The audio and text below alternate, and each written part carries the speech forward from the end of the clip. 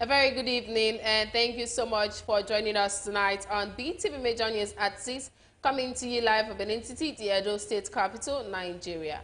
I am Gift Uwakboy. And now to the news in details. The Iyama of Udo Town in Ovia Southwest Local Government Area, Chief Francis Osas Iyama JP, alongside number of supporters, have defected from the People's Democratic Party, PDP, into the fold of the All Progressive Congress, APC. BeeTv News Osaroge Agwabo reports that Chief Francis Osas Iyama, the Iyama of Udo, alongside his supporters, were warmly welcomed into the All Progressive Congress, APC, by the party executives, led by the chairman Udo Ward, Evis Idahosa. The report. So we're happy. Are we not happy? We are happy. Are we not happy? We are happy. APC! APC! is a governor. The Sunday innovation accorded by the executives of the All Progressive Congress in Udo Ward to Chief Francis Osas Iyama, the Iyama of Udo Town, alongside his supporters from the People's Democratic Party, is a testament to his prominence and influence in the town. In a remark, the chairman of APC Udo Ward, Evis Idahosa, and the leader of APC, Patrick Isaac Bongbonwa, expressed delight receiving Chief Francis Osas Iyama into the party. Of this ward, you were once an executive in the local government, and therefore it's not a new terrain to you. So on behalf of the APC, the leadership of APC,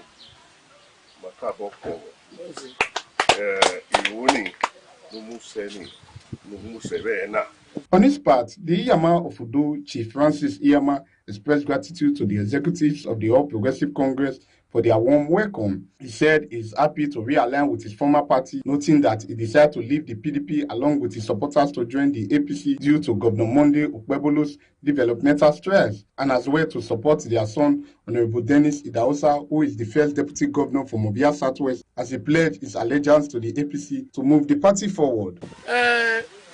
To come back home, this is my constituency, and I believe that the government of the day,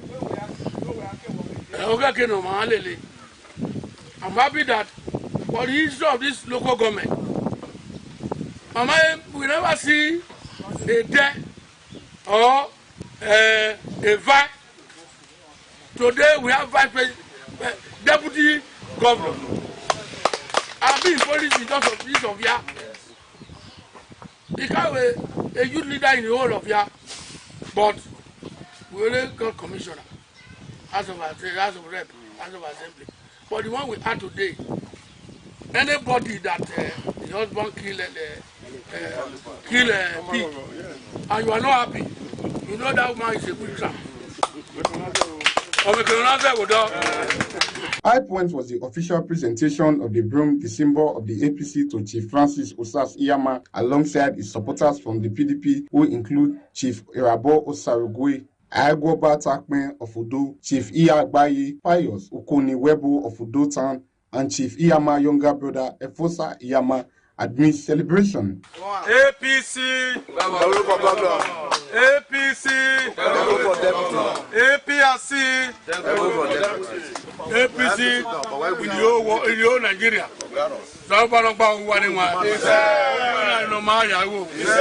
In an interview with BeeTv News, the APC chairman in Udo Ward, Evis Idahosa, councillor representing Ward 5, Osazerende Friday, woman leader Mrs. Rosemary Efenai, expressed their excitement about Iyama of Udo joining the APC, stating that while he was in the opposition People's Democratic Party, he was a significant opposition figure to the APC. He's a leader in PDP in Unit 4. As joining APC today, I think that unit will be having a plus in that unit. And he's a chief that also has a quota, and he can be able to talk to one or two persons, especially the women from that quota. I think it's a plus to APC. I am the most happiest person. Today also we have a very prominent chief here in Udo Ward 5, defecting to APC, which everybody, the executive of the party, they are all here. They receive him for him joining the party for today. Yes, my expectation, if we have 10 before today, is more than 30 now. We feel happy, though Iyama can join us now, our father. As he join us, he carry people come, we happy. I will say unit 1 come join our unit 4. We not get problem for the again because that time when they work for them, we dey fear. Now they declare that unit, but as it can't join us now we can't get them. On his part, Chief Francis Iyama commended Governor Monday Okpebolo for his impressive performance within 3 months in office, as well as the Deputy Governor, Right Honorable Dennis Idahosa, who he said has done a lot for the people of Udotan and Ovia Southwest in general. Chief Iyama said after consultation, he decided to realign with his former party, APC, in order to support the party's progress. I'm very overwhelmed because APC is my constituency. This is where I was the chairman of APC for 4 years, doing first year of Obaseki. Now, we become a child of necessity. But today, anybody in this life who his son is doing well, decide not to support him, that person is a criminal. One, Okpebo is a governor for 3 months or 100 days. We see what he's doing. After doing good for the party and local government, we should want to pay him bad. No. So we decided to support him. This is why today I call my people in the community, let us go back to our constituency, which is APC. Thereafter, a celebration was held at Chief Francis Iyama residence in Udotan to mark his official return to the APC.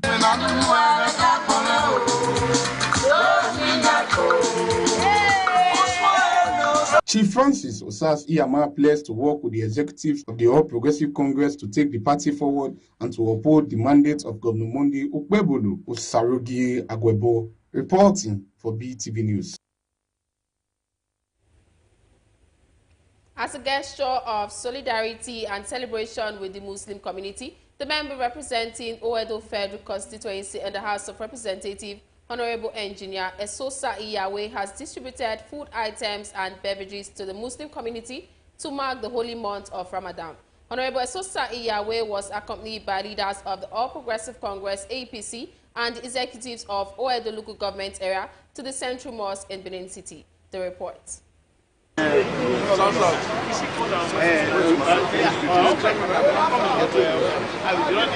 was the arrival of Honorable Esosa Iyawe at the Central Mosque in Benin. He was warmly welcomed by the Chief Imam of the Benin Central Mosque, Sheikh Abdul Fattah Inabulele, and other members of the Muslim community. The Chief Imam of the Benin Central Mosque, Sheikh Abdul Fattah Inabulele, applauded Honorable Esosa Iyawe for the good works he has been doing for the Muslim community and the people of Oedo at large. He thanked him for always coming through for the Muslim, especially this season of Ramadan, and assured him of their continuous support. He has come here this Good Friday, this Juma day, to come and felicitate with us on this holy month of Ramadan.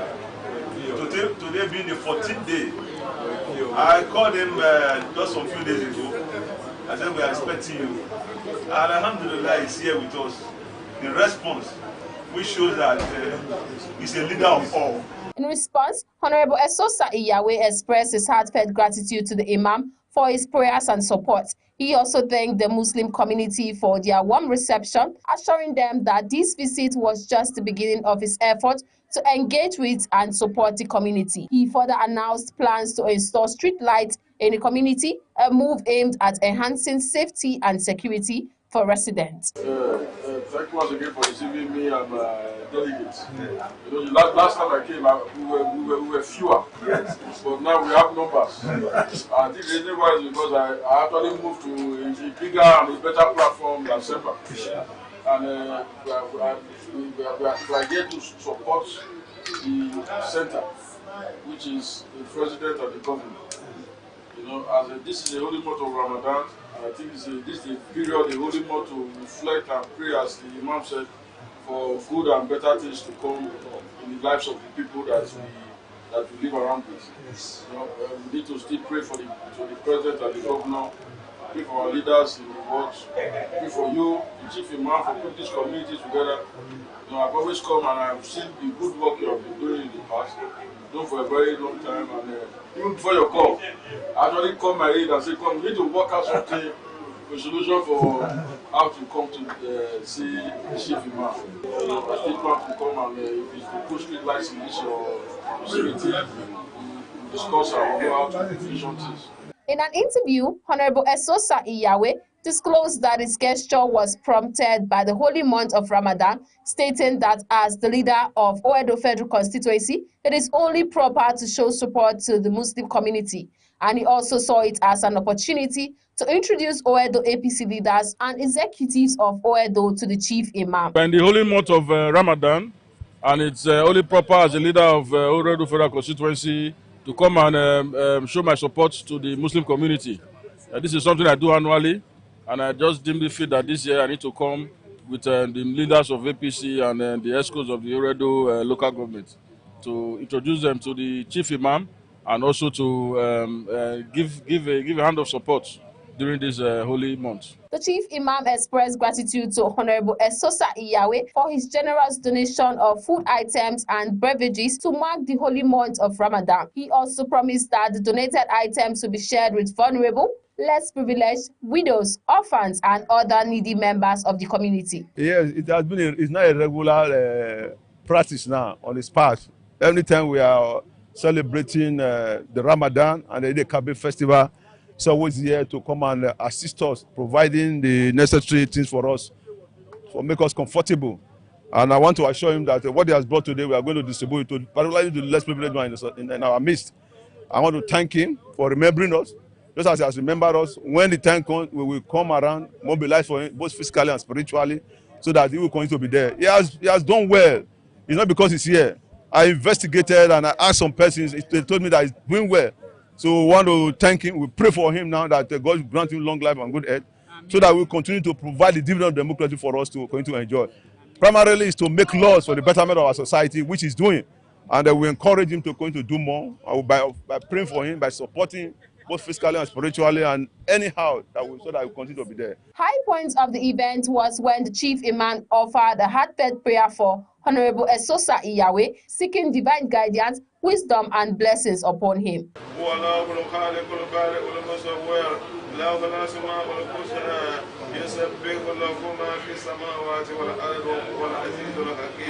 The distribution is expected to bring relief and joy to many families and is seen as a testament to the Honorable's commitment to the welfare of his constituents.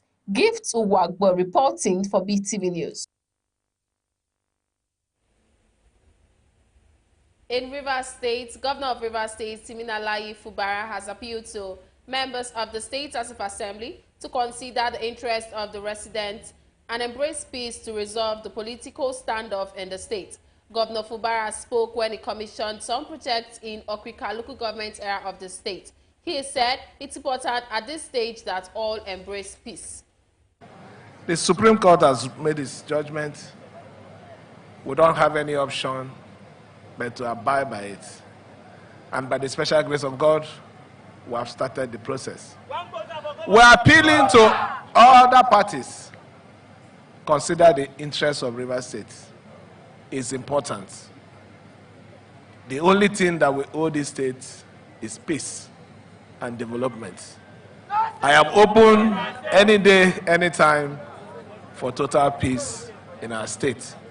Because if I have to govern and govern well, there is need for peace.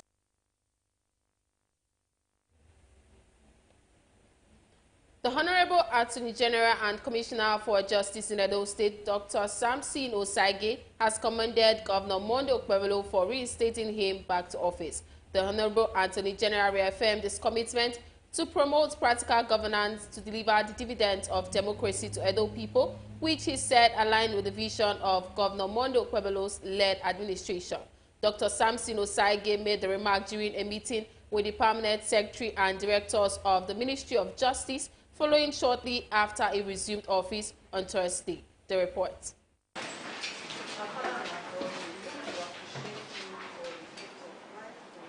Upon his reinstatement and return to office after being cleared of alleged financial infractions, the Edo State Honorable Attorney General and Commissioner for Justice, Dr. Samson Raphael Saige, met with the Permanent Secretary and Directors in the Ministry of Justice and expressed satisfaction with them for their dedication and hard work in advancing the ministry's goals during his absence. Dr. Samson Osaige said he is committed to collaborating with the ministry staff to prioritize the state's best interests and the administration of Governor Monday Okpebholo, adding that his focus remains on promoting practical governance to deliver the dividends of democracy in line with the vision of Mr. Governor Senator Monday Okpebholo's led administration. I will continue to work with all of you. And I will continue to do that which I think is in the best interest of the state and is in the best interest of the administration of our dear governor, who has so much commitment to make a difference in the life of our people in Edo State. So my focus, which I think should be our collective focus, is how to continue to work, do our jobs, to promote the practical governance that is the fulcrum of his administration. To let you know that my suspension has been lifted. I have been given a clean bill of health because the facts for which, or the issues for which I was suspended, has nothing to do with me in actual fact.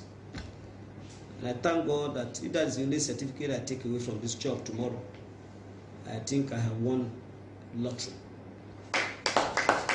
In an interview with BeeTv News, the Permanent Secretary, Ministry of Justice, Mrs. Aigbavua, expressed her excitement about Dr. Samson Osage's return to office and pledged her unwavering support to the Attorney General and Commissioner for Justice to ensure he takes the ministry forward. We are grateful to His Excellency, the Governor, Senator Monday Okpebholo, for sending him back to us, or bringing him back to us.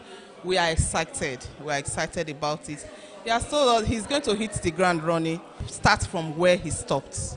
And at the meeting, he thanked every one of us for holding forth while he was away.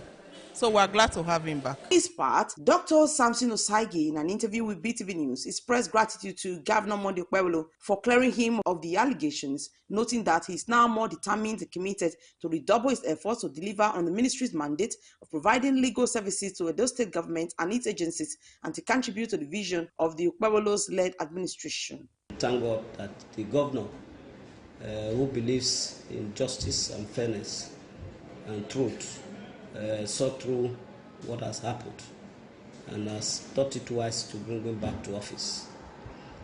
For me, I remain committed to the ideas of practical governance to deliver the dividends of democracy to Edo people through the justice sector reforms that are ongoing and through the delivery of quick dispensation of justice through our Ministry of Justice.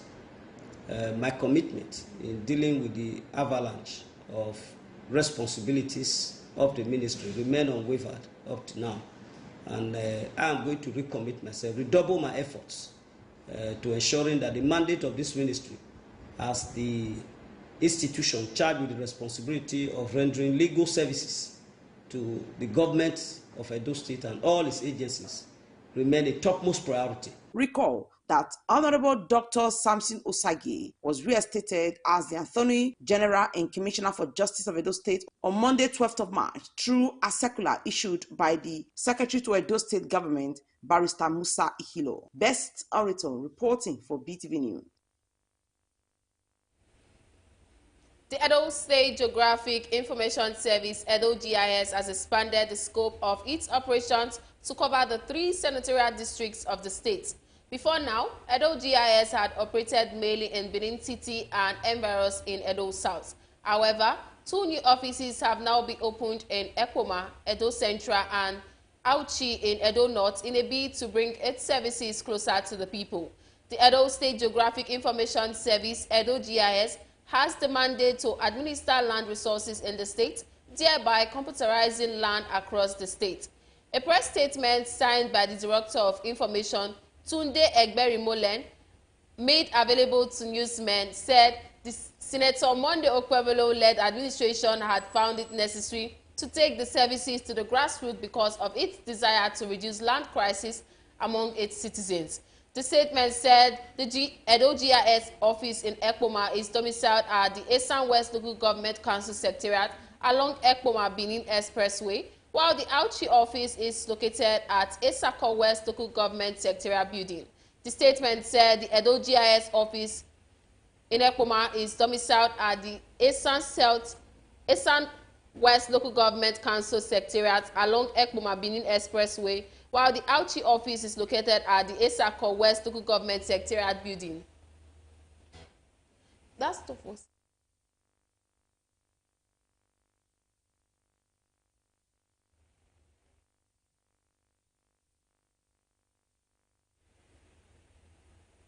It was a day of joy as Mr. Victory Iyobosa tied the knot with his heartthrob, former Miss Esther Osaboye, in a colorful traditional marriage ceremony. The bride, Esther, was formally handed over to the groom after the payment of the bride price according to the Benin native law and custom. The report.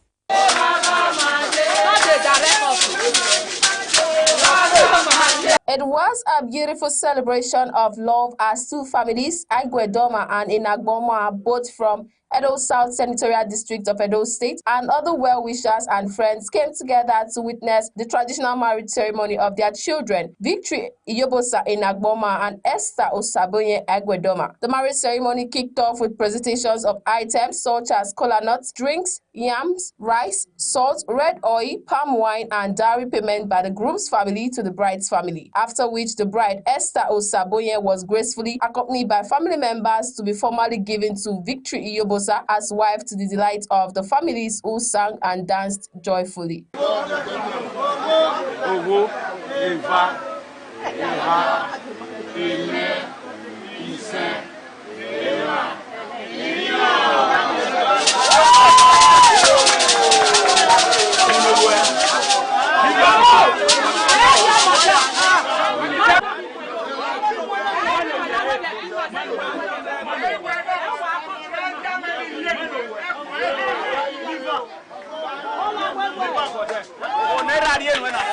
Thereafter, the couple made their first official appearance together as man and wife as they danced to the delight of guests, followed by the cutting of the cake.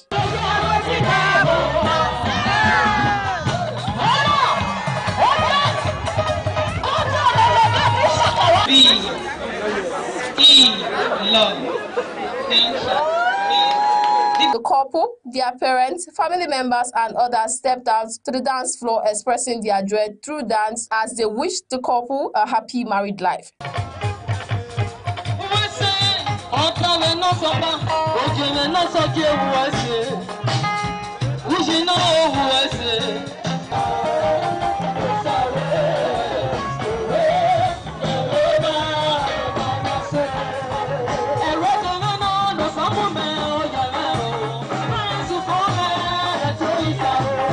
In an interview with BeeTv News, the couple got the opportunity to express their happiness with faces full of nothing but smiles, describing the day as a dream come true. Hi, hello, the newest husband in town.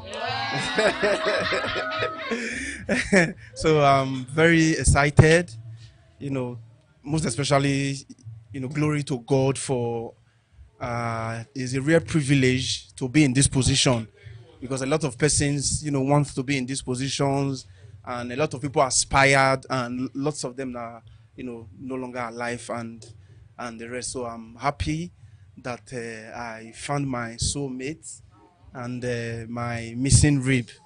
Yes, it took some time, but glory be to God, we are here. So I just want to thank everyone for sharing our joy, and I say that those who are, anxiously and hoping on God to bring their the man of their dreams and the woman of their, dreams and all that the Lord will, grant their prayers, their earnest desires before the end of this year. Hello, my name is Mrs. Iyobosa, and this is my husband, Iyobosa. Stop smiling, sorry. You're smiling. So I'm very happy today. I'm grateful to God because God has found me worthy. God has honored me. God has has honored me. Yes, that's it. And I'm so grateful to God. I'm very happy that I'm alive to see today, that my parents, they are alive to see today. I am very glad I've come to this marriage to marry a daughter from this family. The way this family is happy to give out their daughters is very commendable, very happy. They join together to do everything very serious according to law and custom of the land. All I know is Almighty God, thank you very much. I appreciate. If I have 10,000 tongues, it's not even enough for me to say thank you, Lord, but all I have to say is thank you. I appreciate God for what He has done in the life of my daughter, of which He came at the right time. So I'm very happy. So what God has said, it must surely come to pass. God has said it and it come to pass. So I appreciate God. I give God the glory. He's mighty and marvelous. It shall be well with them. That is my wish. And I declare and I decree peace upon them forever and ever. What they started at the beginning, that love that they started at the beginning, it will end with them in the name of Jesus. We are grateful to God for how far He has helped us. Victory is my younger brother. It has been a long journey, but today God is crowning that journey with success, and we are grateful and we give glory to God as family. From BeeTv News, we say a huge congratulations to the couple. Gift Uwagbo reporting for BeeTv News.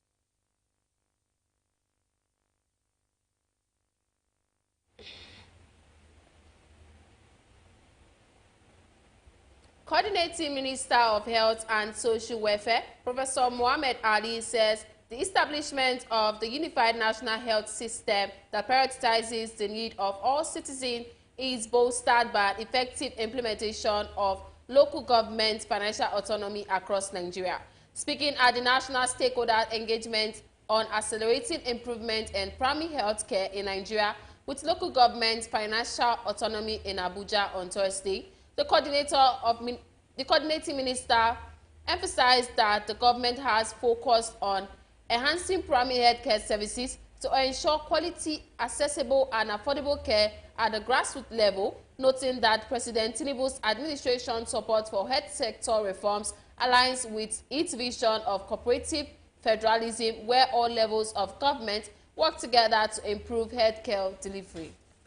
I want to thank the Coordinating Minister of Health and Social Welfare, Professor Ali Pate, and the Executive Director of the National Primary Care Development Agency, Dr. Muiwa Aina, for organizing this very important national stakeholders engagement. On this note, it is the 774 local government council chairmen in Nigeria are ready to collaborate with all relevant stakeholders to showcase their leadership potentials and capabilities in the implementation of their constitutional mandate towards better governance at the grassroots level. Our leadership under Honorable Coordinating Minister for Health and Social Welfare, and together we are evolving a healthcare system that is centered around people and delivers affordable quality at little or no cost to people. At least we want to remove cost as a barrier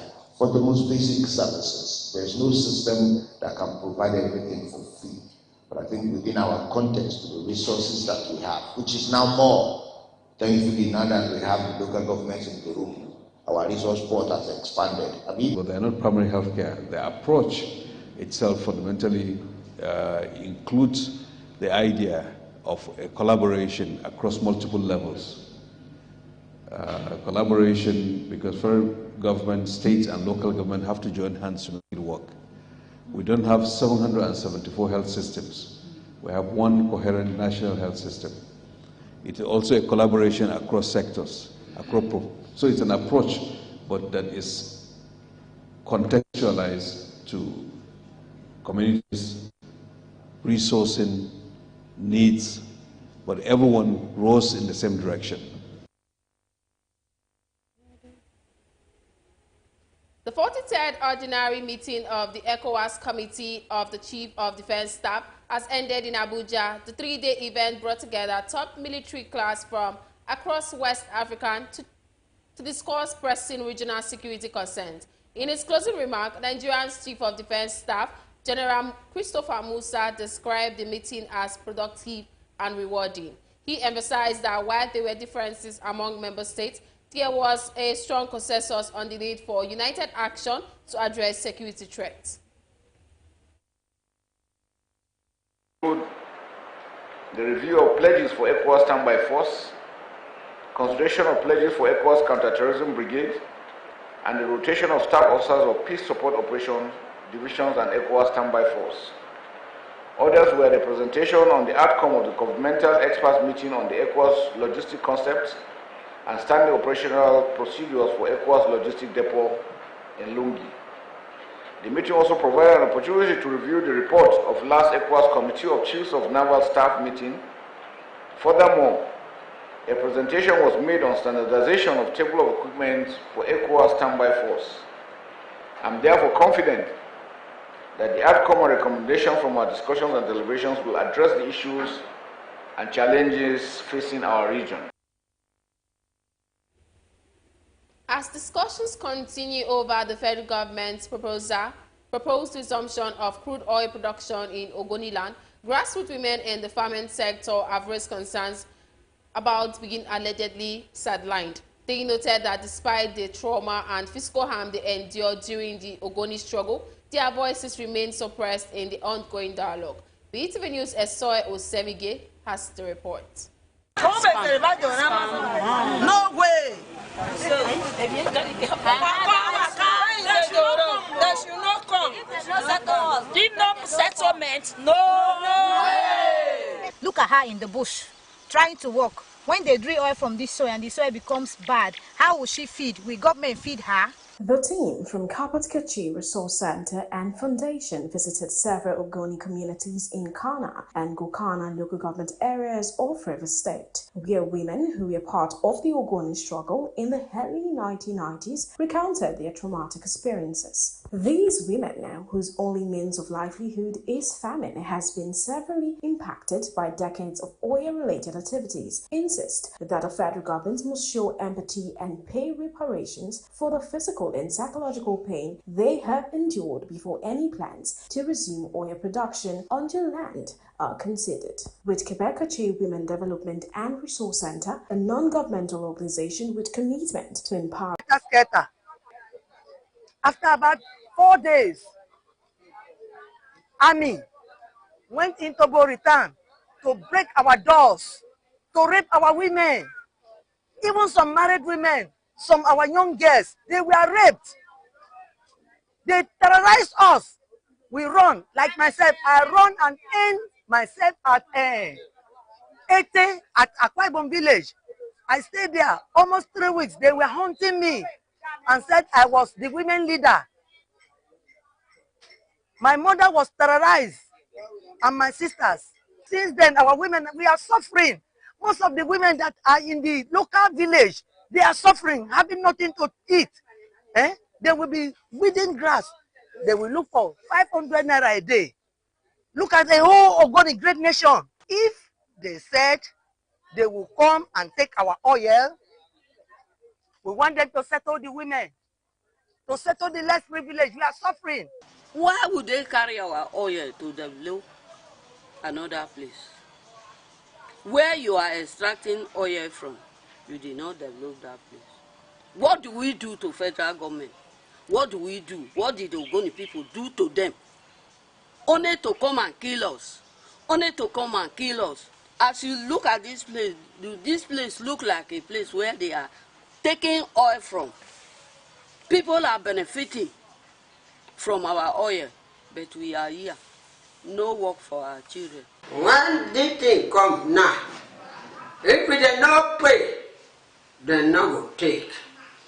Now so I talk, and I show we go take. Our man don't die. As part of activities marking 2025 International Women's Day, Kabet Kache Foundation also organized a trauma healing session in Port Harcourt. the River State capital, for these women and others from oil-impacted communities like Otwababi in Bayelsa State, where oil was first discovered in commercial quantity in Nigeria.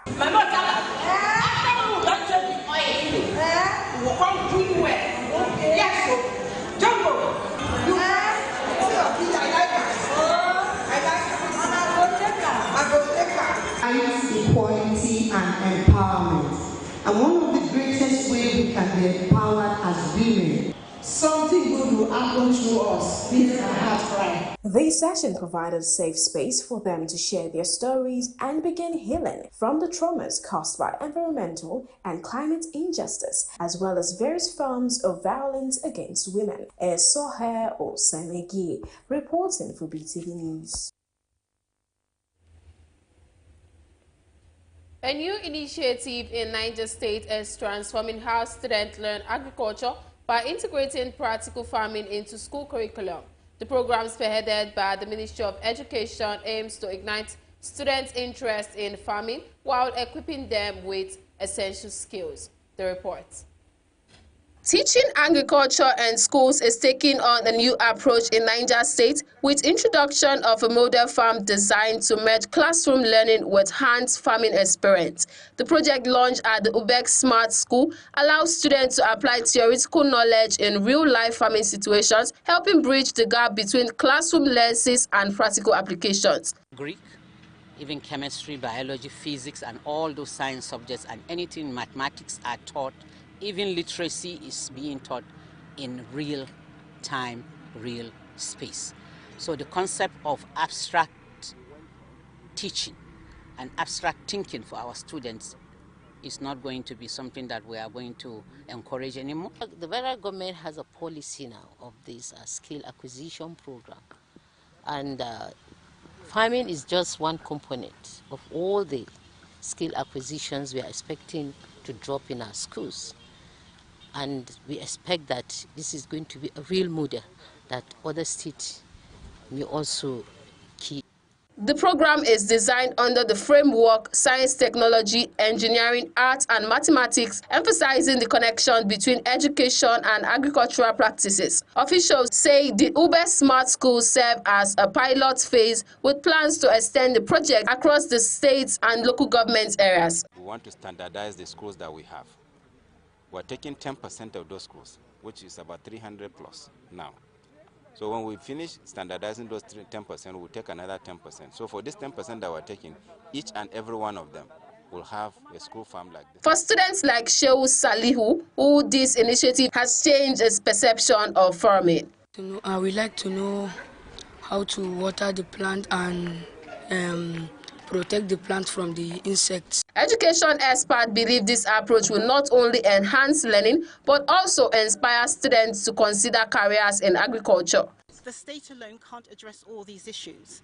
One of the key things that we're trying to do is to get children out of school, back into school, but also using different techniques. And one of the techniques we're using is the Smart School. While this project will nurture the next generation of farmers who will contribute to national food security, it faces potential challenges such as access to water for schools in some locations with effective monitoring and evaluation. Gifts Uwagbo reporting for BeeTv News.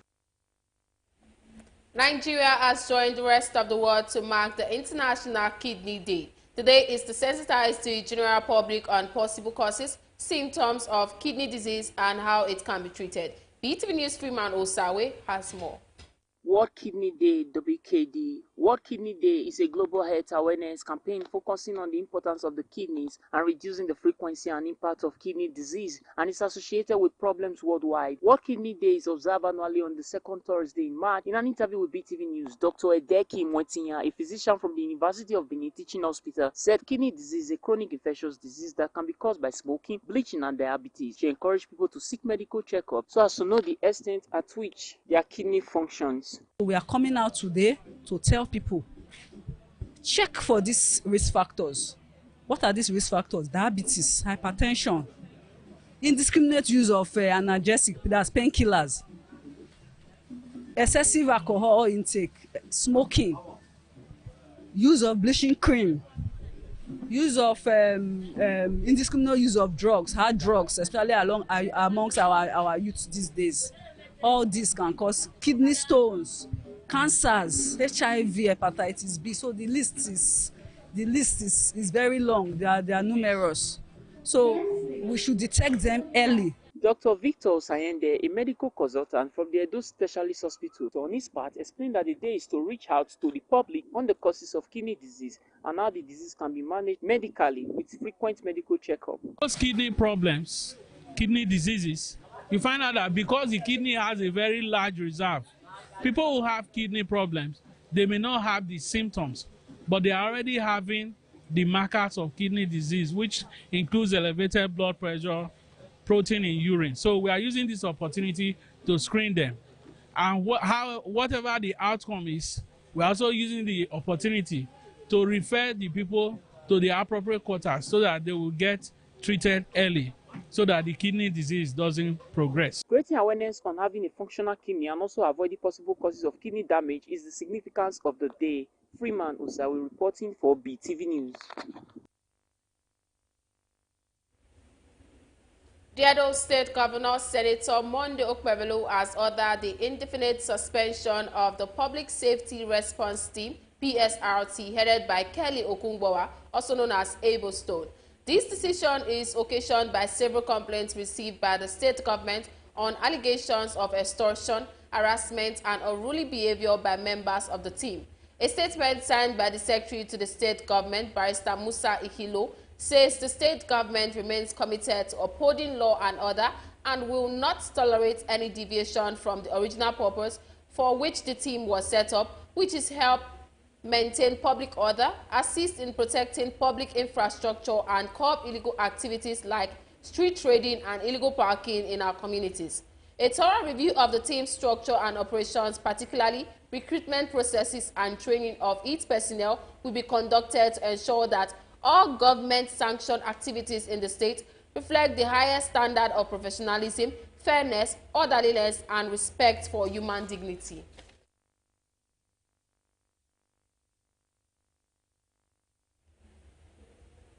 In Lagos State, the government, through the Ministry of Economic Planning and Budget, has unveiled the 2025 Lagos Economic Development Update, led to highlighting strategies for economic resilience, fiscal sustainability, and revenue mobilization.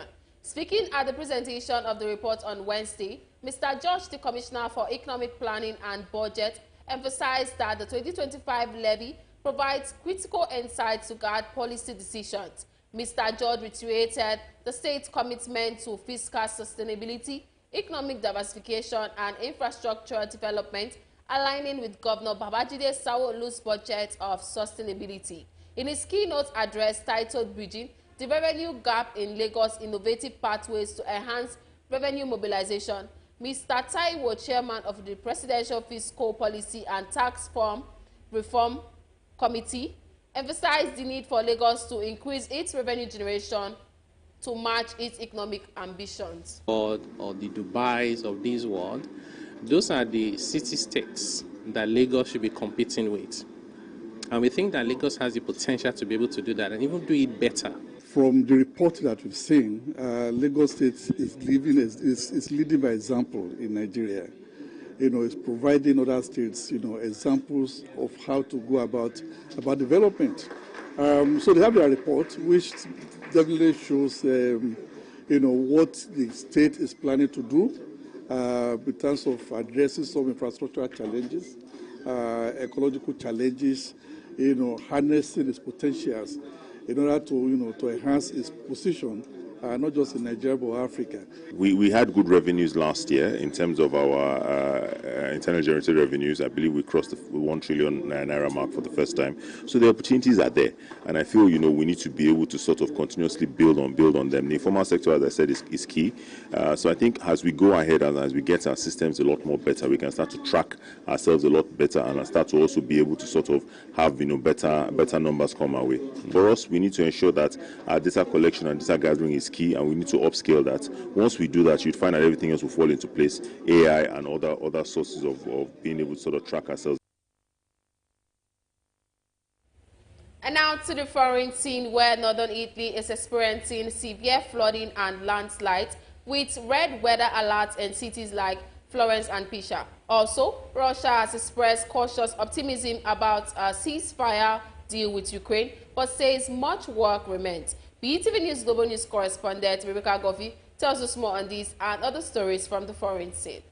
Heavy rain has hit Tuscany in Emilia-Romagna, Italy, with downpours expected to continue through Friday. Authorities in Tuscany have warned residents to be extremely cautious. No casualties have been reported so far. In Florence, the Rimaggiore River overflowed, causing widespread flooding. In Pisa, flood barriers were set up along the Arno River as water levels rose. Roads and highways were also affected, and schools were closed in over 60 towns, along with parts of the University of Florence. Meanwhile, Russia has expressed cautious optimism about a ceasefire deal with Ukraine, but says much work remains. Kremlin spokesperson Dmitry Peskov said President Vladimir Putin still needs answers about how a U.S. brokered truce would function. U.S. envoy with Putin on Thursday and is now returning to the U.S. to brief President Donald Trump. Ukrainian President Volodymyr Zelensky dismissed Putin's response as manipulative and urged more sanctions on Russia to push for a deal. The U.S. may avoid a government shutdown after Senate Minority Leader Chuck Schumer announced that he would support a Republican-funded bill. Schumer has previously vowed to block the bill, which would keep the government running until September. His shift in stance could lead other Democrats to back the measure, though some remain opposed. Schumer called it a tough choice, but said a shutdown could cause chaos. He criticized the bill as deeply partisan and warned that it could give Donald Trump and Elon Musk too much control over government spending. And lastly, on global news, Tesla has warned that U.S. exporters, including itself, could suffer if other countries retaliate against Donald Trump's trade tariffs. In a letter to the U.S. Trade Representative, Tesla said it supports fair trade but is worried about the negative impacts of retaliatory tariffs. The letter was sent on the same day Trump held a White House event where he promised to buy a Tesla. It is unclear who wrote the letter or if Elon Musk was aware of it. Tesla's share price has fallen 40% this year. While some believe that Musk's ties to Trump are damaging to the brand, analysts point to production issues and declining sales as the main reasons. And that's it from the global scene. Rebecca Goffey reporting for BeeTv News. And now to the exciting world of entertainment. A chief magistrate court in Wuse Zone 6, Abuja, has issued a bench warrant for the arrest of a blogger, Vincent Martins Ose, popularly known as Very Dark Man, for criminal defamation of the reputation of gospel singer Mercy Chinwo. The magistrate ordered the Nigerian Police Force and other law enforcement agencies to arrest Very Dark Man and produce him in court to answer the criminal allegations leveled against him. The report. Magistrate Emmanuel Iyana issued the bench warrant on Thursday, March 13, 2025, when Very Dark Man failed to appear before the magistrate following a court summons issued on March 5, 2025 for him to do so. Very Dark Man's lawyer, Deji Adeyanju, had appealed to the magistrate to rethink the bench warrant and that he would personally produce his client in court. Magistrate Iyana rejected the appeal and insisted that Very Dark Man be produced in court by security agencies. The bench warrant stemmed from alleged defamatory statements made by Very Dark Man on social media, accusing Chinwo of involvement in contractual dispute and the purported version of $345,000 linked to his former record label boss, Ezekiel Oyedikachuku, also known as EZT. In support of her claims, Chinwo furnished the court with documentary evidence, including emails and payment receipts, to substantiate that VDM's allegations were not only entirely false, but damning and injurious to her public image and reputation. Nigerian Afropop superstar Yemi Alade, also known as Mama Africa, has unleashed a breathtaking theme song, You Are, for the highly anticipated animated series, Iyanu. The magnificent track embodies the spirit of the series, celebrating resilience, grace, and self-discovery. Inspired by the superhero tale Iyanu, You Are captures the essence of a young girl's journey, blending infectious rhythms with uplifting lyrics. Yemi Alade's signature vibrant vocals and deep cultural roots shines through, honoring the strength and magic of Yoruba heritage. As the premiere of Iyanu approaches on April 5th on Cartoon Network, You Are is poised to become a powerful anthem of empowerment, echoing the grandeur of African storytelling through music.